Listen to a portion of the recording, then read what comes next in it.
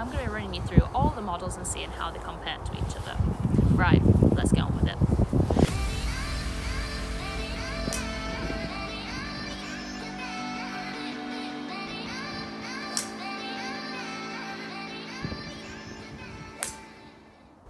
As with the drivers, we have 3 fairway woods in the Radspeed range this year, but they do have different names to the drivers, which is a little bit confusing. First up, the Radspeed has the most traditional shape, and it is designed for high launch, low spin and maximum forgiveness. Then we move across to the Big Toe. This is a slightly oversized wood and it's designed to have the strongest loft in the range, so it's really going to give you the maximum distance. Now this can actually be complemented with the smaller Tor 5 wood, and this has just got a super compact head and is designed for maximum workability. Finally, we have the Radspeed Draw. Now this is just designed to give you that forgiveness, give you that distance, but it's going to be slightly draw biased. So I've got a Radspeed, a Tor and a Big Toe here to test. Now both Tor offerings follow on from the Radspeed driver as they have the matte finish, while the Radspeed model has the gloss finish that we saw on the Radspeed XB and XD.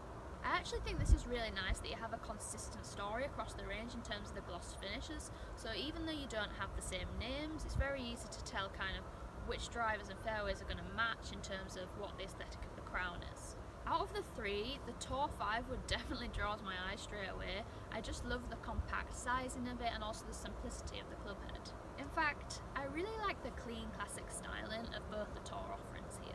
I would say the Radspeed is really just a small version of the driver. In terms of aesthetics, it's very similar. We've got the gloss finish, the infinity face, and some of the other paint lines that are the same. I really do like the sporty feel, but overall I do think it's just a little bit busy for me. Now, interestingly, we only have the infinity face on the Radspeed model, and I think I actually do prefer the Tor models without it. There's definitely a noticeable difference in feel between the 2 different faces on these, and I think I do prefer how the Tor offerings feel. Now we've also got 2 Radspeed hybrids. These are actually the same in terms of technology. We've just got the standard model and then the 1 length offering. Now compared to last year, the hybrid is actually switched so it's a gloss finish rather than the matte which we saw last year. And to be honest, I actually think it sits really nicely on this smaller club head. We don't have the kind of ridges and things going on here, so overall it looks more simple, and I think the gloss finish really suits that. But then in the 1 length offering we've also got it in the matte, and to be honest, I really like both of these offerings. I think the subtle colour differences are also really nice. Now I have to say, I really do like the feel of the face with these hybrids, but it is really bizarre to set up to this 1 length one with a 7-iron shaft in it. I think, honestly, I'm definitely not used to that yet.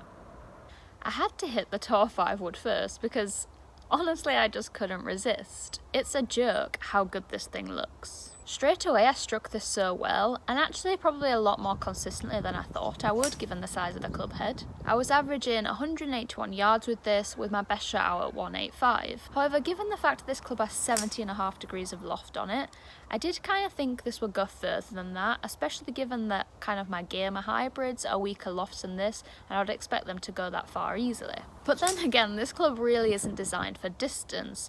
First of all, it's designed for Tour players who definitely have a lot more club head speed than me, and second of all, the story with this is really all about precision and shot making. And I have to say, from that point of view in terms of spin and launch, this was extremely consistent. I also felt like I controlled the ball flight really well in terms of both shot shape and trajectory.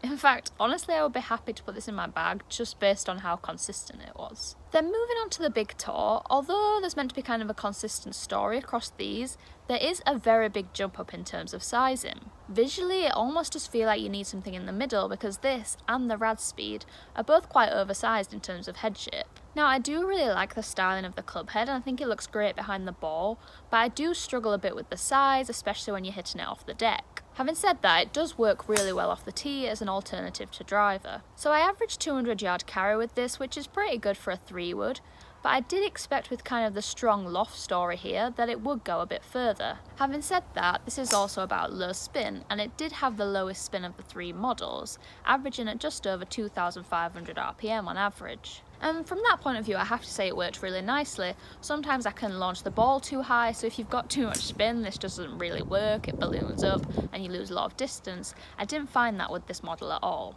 Okay, the final one out of the 3 I tested was the Radspeed. And I had a really weird time testing this because inside in the launch monitor I did struggle a little bit. I was getting quite a lot of matty strikes, I just wasn't really hitting it my best. But then when I went out on the course, this completely reversed. That sounded ripped. Well, I went as far as my driving helped me go. So it really shows you launch monitor numbers on everything when it comes to club fitting. I think this is especially true of fairway woods or irons where you've got that impact with the ground. Obviously that's going to affect how you hit it, and hitting off a mat is never exactly the same as hitting off turf. Honestly, I was hitting this thing so far on the course. I was only averaging 195 inside, but then when I got outside, it was nearly keeping up with the drivers at 215, which is obviously a massive jump up in distance, and also made it go further than the big tour, which I definitely wasn't expecting. Now, to say I was seeing this big increase in distance, I still found it really easy to control. The launch was nice, and so was the shot shape and the dispersion, so really I wasn't losing anything in this model even though I was gaining the yardage. Right, hybrids.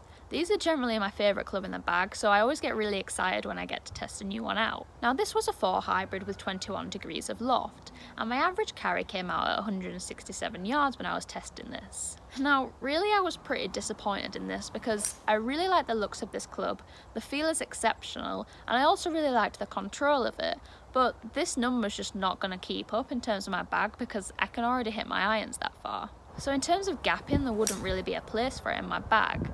I do, however, think if you're someone who doesn't like hitting long irons, it could definitely work coming in as a replacement for maybe a 5 iron, but in terms of distance, it just needs to go a bit further. Now, I'm not really sure why this was, because to be honest, I felt like I was striking it really well.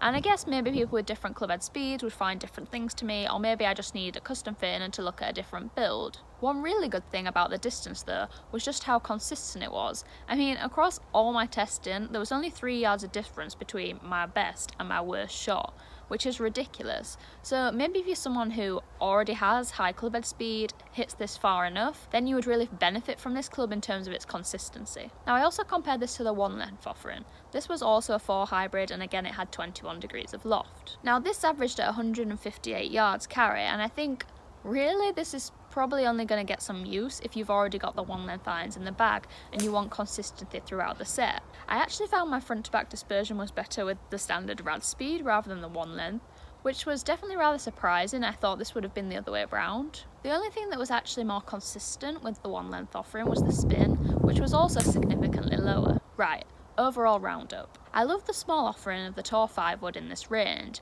and think it sits really well with the other offerings. I was also super impressed with the Radspeed fairway wood, especially out on the golf course as it had really consistent launch variables and distance. Now I'm not really sure what the big Tour adds to this range.